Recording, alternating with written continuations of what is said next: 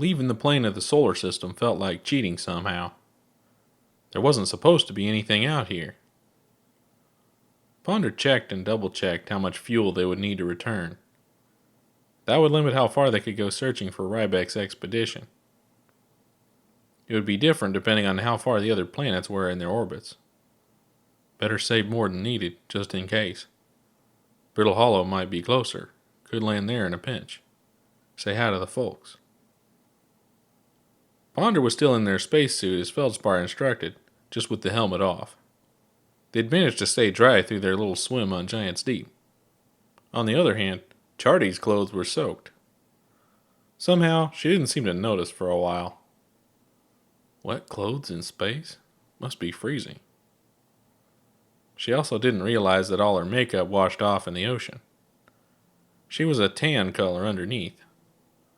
Ponder was just sure from everything they'd seen and heard that anglerfish were supposed to be dark brown, not quite black.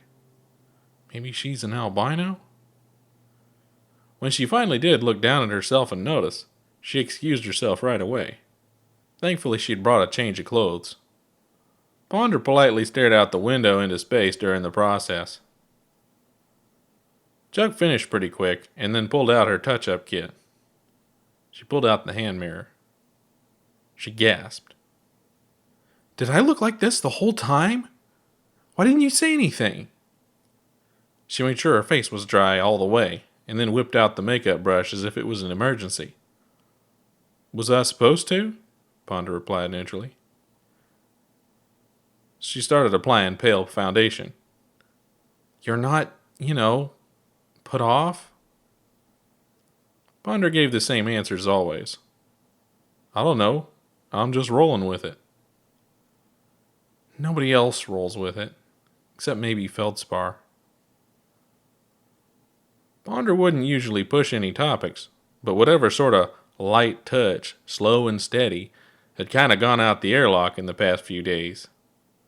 Well, usually they're the only person around, but you're still done up all the time. Yeah, but I don't like how I look. I do all this so I can look like a person, not some evil space fish. Ponder shrugged. Space frog, space fish. Growing up on Brittle Hollow, they told us to always remember that we're the aliens. Yeah, you are weird. She dabbed her brush again and trailed off as if that was the end of the conversation. Ponder pretended to be offended until she glanced at him. They chuckled and got her to crack a smile. You know what I mean. I wish we weren't so different. Being different from me is fine, the space frog replied in an encouraging tone. You're supposed to be. I am a little curious, though, how you're so different from the other anglers. Mostly how I was raised. Mighty big difference, the pilot said, shaking their head.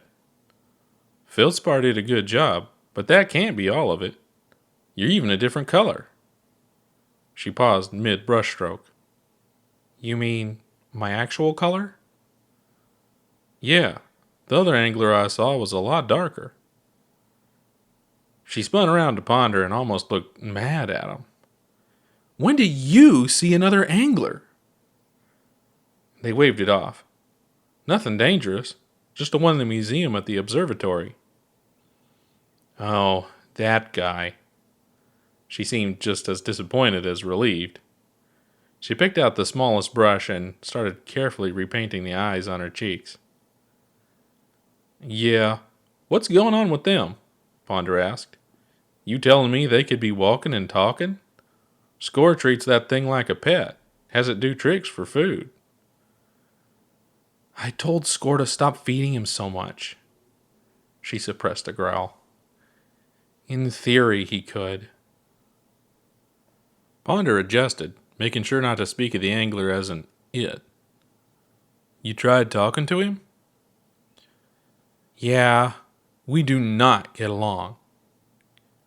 Her tone told him she was not interested to try again soon. He was a little older than me when he left the Bramble. Never has responded well to anybody. Whenever I try to talk to him, he freaks out. Just roars at me and tells me to go away. Not in your language, mine. So it's a cultural difference? You could say that. She answered with a note of disdain as if it wasn't a real culture. Doesn't explain the color. I was darker when Feldspar found me, so it's not genetic, she explained. I've lived my whole life in a very different environment, so there's a few things it could be. Those giant bugs are most of what anglers eat in the Bramble. They certainly don't eat mallows. Most of them never even see the sunlight. She checked to see if they were interested in the details. Of course. Keep talking. As if it was a minor side note, she added, oh, and also hyperoxia. Anywhere that you can breathe is technically too much oxygen for me. But that's okay. The side effects aren't bad. Except Hornfeld says it'll shorten my lifespan. By a lot. Ponder sat forward out of their seat. You mean it's killing you? How can we reduce the oxygen for just one of us? She should be wearing a spacesuit to keep oxygen out. She put up her hands to stop their stream of thought. Don't take it that way. She was very casual about it, almost like it was a good thing. It goes in my head, keeps me upbeat, you know? Most anglers are sleepy and grumpy. Ponder gave her a look. Sleepy and grumpy doesn't quite say it. Chuck took a deep breath, her focus turning internal. We're supposed to spend most of the time in a trance-like state, almost hibernating, until it's time to merge something. All this oxygen speeds up my metabolism, so I need to eat more often, but I get to live my life. She threw up her arms and raised her voice as if continuing an argument with no one in particular. I don't want to live hundreds of years if I'm zoned out the whole time, while the people I care about grow old and die. Ponder nodded, clearly agreeing with the sentiment. But they rubbed their chin. Do the others have people they care about? You said they're not just evil space fish, but it's hard to imagine a person living a long time and not caring about anyone. She gave him a sad smile. Ponder, you don't understand. You're the one who's special. You think that any species that can think is going to be nice, like the Hearthians or the Nomai. I wish that was true, but it's not. Chuck lowered her voice. If you live in Dark Bramble, you think like the Bramble. It exists to consume. Ponder kept trying to relate to these other beings. Chuck is so relatable. Why aren't they? I get pretty hungry sometimes, but that can't be all they think about. You feel all kinds of things, so the others must have all those feelings too, right? I'm not sure you want to understand. She wanted to leave it at that. Was she trying to preserve their innocence? Well, they did need to know. They have feelings, but it's not like you think. Anglers just want a hunting ground for themselves. All they feel for other anglers is fear, hatred, and hunger. When they're around other anglers, they're worried a bigger one is going to take a bite, and they're waiting for the chance to eat anyone that's smaller. They don't even care about their mates or their kids. My parents would have tried to eat me if I got any bigger. Whew, Ponder whistled. I'm glad you got out of there before they got you. Or before I became just like the others. Maybe anglers are all just evil space fish. She crossed her arms and looked away. Well, there's one good one. It's not me that's good, she confessed. It's Dad. It's you Hearthians. You're so sweet and crazy. Just stupid enough to love something like me. I can be pretty stupid like that, Ponder agreed. Chuck smiled for a second before she got embarrassed. Of course I didn't mean love like, well, yeah. Then why are you nervous all of a sudden? Ponder let her off the hook, though. Right, well, there's one thing that still doesn't make sense to me. It's a little strange if everything in the bramble is just feeding on itself. There must be some nutrients or energy coming into the system somehow. I guess the whole thing is a plant, so it must be photosynthesis. Now that she was done with her makeup, she sat down in the co-pilot seat. No, that's the worst part. What do you mean? It doesn't have chlorophyll. It doesn't get energy from the sun. The only way it can grow is destroying things, trapping things, luring things, she explained. That's weird, Ponder said. Surely it isn't just waiting for spaceships to crash into it. It's not waiting, it's pulling, she told him. Sending out seeds, but they're not really seeds. They're just more mouths for the bramble. It's hunting. But it's a plant, Ponder objected. No, Chuck said with conviction. Stop thinking about it as if any of it is natural. How can anything naturally develop inside a planet's core? How can a plant grow bigger than the ground it grows from? I don't know. Ponder usually had a theory. This is too much. But she kept going. The shadow pulls spaceships out of warp into the middle of the bramble. That's what happened to the Nomai vessel. How does an organism just happen to have a hunting strategy that relies on warp technology? That didn't sound like a plant at all. It sounds like a weapon. Are you saying somebody made it? I don't think it's artificial. With a mixture of awe and disgust, she told him. I think it's pure evil. It'll eat everything one day. I don't think there's anything we can do to stop it. The navigation system beeped.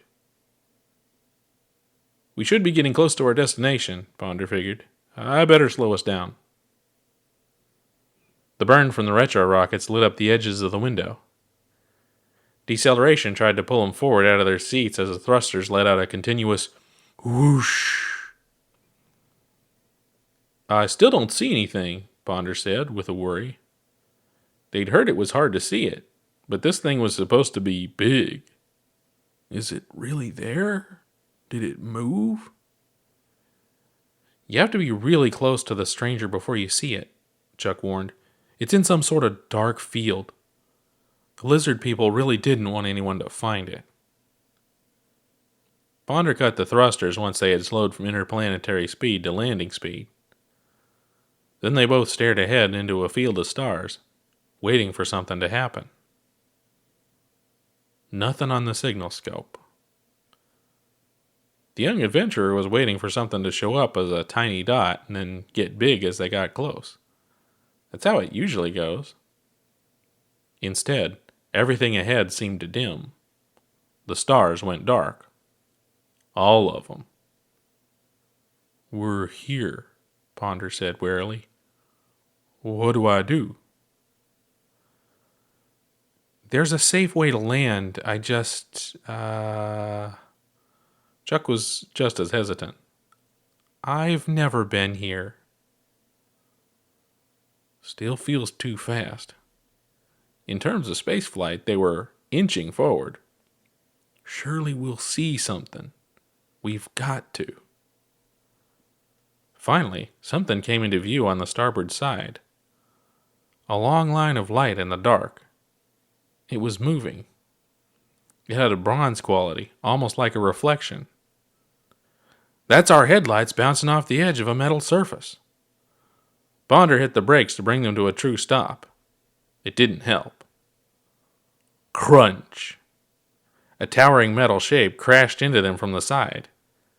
Ouch! The harness kept Ponder from being thrown sideways. They checked to see that Chuck was fine. Chuck's always fine. They spun away, knocked out of the path of the alien ship. Ponder couldn't see where they were flying. Instruments were going crazy. The fresh pilot used the ship's computer guidance to stop all movement and rotation. It didn't quite work. "We're still spinning.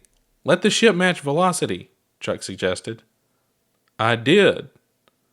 Ponder looked at a status readout. The starboard thruster array was giving a flashing red warning. The display couldn't tell him exactly what was wrong with it, but Ponder knew the sound of twisting metal. They'd have to land to fix it properly. It took a while to level things out. The controls on some of the thrusters didn't respond correctly. They would fire, but not at full power, and it didn't push them in quite the direction it was supposed to. Ponder fought with it for what felt like ages to get it under control manually. By the time they finished, they realized they were using the stars for reference. They drifted away from the dark field. They turned the little ship around gently, careful not to put any yaw on the stick. Only pitch and roll until they were patched up. "I'm sorry. Maybe this was a bad idea," Chuck said. "Well, we're here.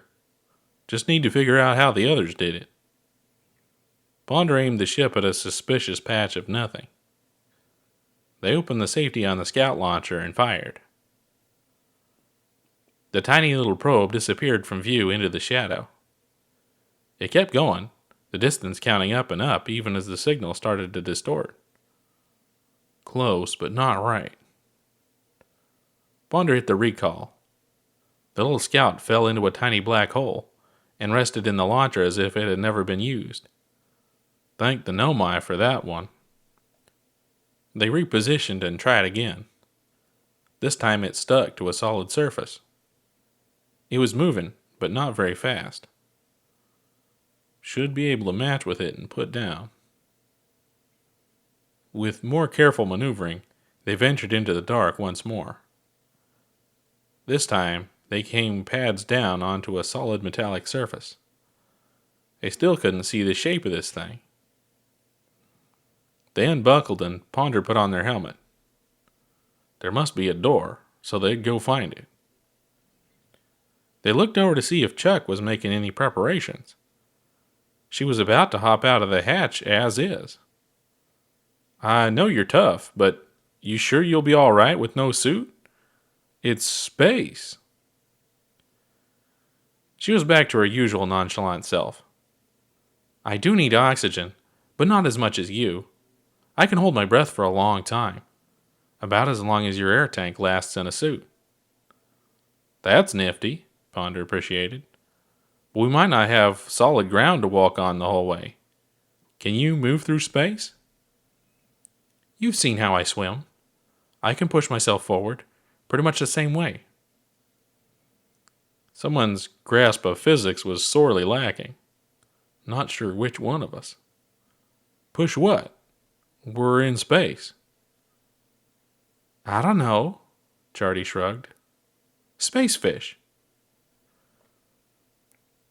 When they put their boots to the ground, the gravity was far too weak. It almost seemed unequally distributed, fighting against rotational inertia at a funny angle. The shadow was absolute, far murkier than the waters of Giant's Deep. When they were more than a few paces from the ship, the headlights were already fading from view. Thankfully, the ship marker on their visor was still keeping track of it. They walked side by side with Chuck until they came to a drop-off. Chuck had explained that the massive craft was shaped like a ring or wheel. As they looked down, they understood that they had landed on the outer edge of the wheel. What hit their ship must have been something like a spoke on a wheel or teeth on a gear. Ponder turned to their fellow explorer. They clicked their flashlight on and off and tapped the top of their helmet. Chuck understood the charades and tucked away her hat, letting her light out. Ponder's Hearthian instincts told him to climb down or walk along the hull toward the center, but it wouldn't work. The gravity would act on them at strange angles as they crossed an uneven shape in space. Never been so grateful for round planets. They hopped over the edge, trusting their fate to the intrepid explorers that had gone before. They fired the suit's jets, flying over the sunward surface of the stranger. Just like Chuck said, she was able to keep up, swimming through space next to him. Soon, the two of them broke through the thickest part of the haze. They traveled over the faded brass surface of a disk world. The sun was directly overhead, as the ghost ship was positioned to collect solar energy even in its low-power state. Sure enough, there were spokes or pillars jutting up out of the flat disk, and some of them joined up in the imaginary sky. Looks like a wire basket stuck to a tin of biscuits. Directly ahead, toward the center, there was no great doorway, but a field of greenish light rose out of an opening off to the side. Ponder got Chuck's attention and pointed. "Is that a hangar? Guess that's where we should have landed." Chuck couldn't hear him, but she seemed to get the message. Just as they started to head that way, Ponder got a funny feeling. They turned to check the distance back to the ship. It was increasing too quickly. The astronaut slowed to a stop.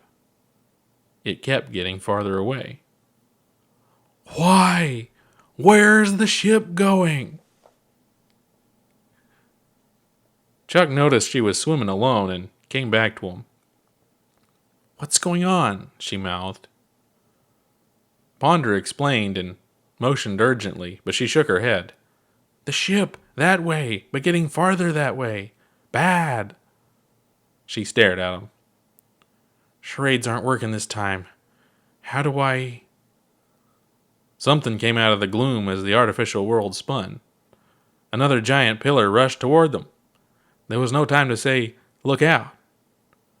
Ponder wrapped their arms around Chuck and jetted away. They felt like they were pulling on a tree. The angler's size was deceptive, and the astronaut had to open the jet to full blast to get her moving. She saw what they were doing and helped push, and they got out of the way just in time. The hug was kind of nice. Better than face planting into a Xeno steel beam, but they had to keep moving. Ponder let go so they could move more freely, but kept a hold of her hand. They pointed and used their thrusters to head back toward the edge. Chuck understood she should follow, and they flew back to their landing site. No ship. That little indicator on the visor was pointing off into the void and still counting up. Ponder checked fuel. It was concerning. But they were gaining on the ship. We'll make it. They started to see stars again, and there it was, once again tumbling through space. Why? Why did you leave? Ponder figured it out later. The stranger was not one wheel, but multiple. The basket spins around the biscuit tin.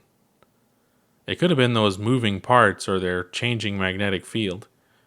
Either way, the stranger allowed the little Hearthian craft to land for a while before changing its mind and flinging them off. The real trouble was the spin. Ponder tried to figure out how to make it into the hatch without getting pummeled by the landing gear. Even if they got inside, they'd get tossed around, like shaking a sardine in an empty can. Maybe the gravity crystal would help? Geez, what a risk. Ponder froze up. Not enough fuel and oxygen in their suit to reach the hangar on the ringworld. Only place to fix that is inside the ship. Am I going to suffocate out here? Charty's shape morphed as she let all her tentacles out. She wrapped the tendrils of her hair around the port thruster array in a landing strut. The rest of her appendages splayed outwards in all directions, like a spiky ball. The spinning mass of timber and aluminum carried her into a roll. It brought her all the way around, once, twice, but it was slowing down. Finally, she brought it to a perfect halt. Once they were both inside, Ponder sealed the hatch and breathed a sigh of relief. I sure am glad you're a space fish.